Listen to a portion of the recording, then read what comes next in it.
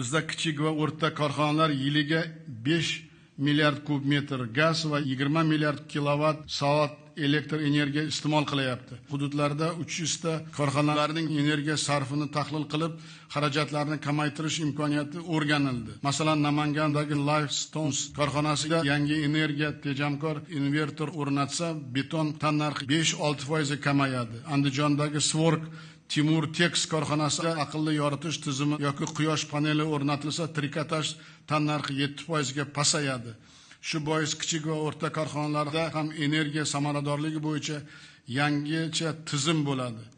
Mirza Mahmudov, Norqulov, Badriddinov bir haftada bu masala bilan shug'ullanadigan loyiha guruhni tashkil qilsin. 2 oyda kichik va o'rta korxonalarda energiya samaradorligi bo'yicha 3 yillik dastur ishlab chiqsin. 1-maygacha $10 million grant jalb qilib, har bir tumanda energiya sarfi eng yuqori bo'lgan 5 tadan korxonada energiya auditini boshlasin. Ushbu korxonalarda energiya tejamkor choralarini amalga oshirish uchun 1-yilgacha $100 million arzon resurs olib kelsin.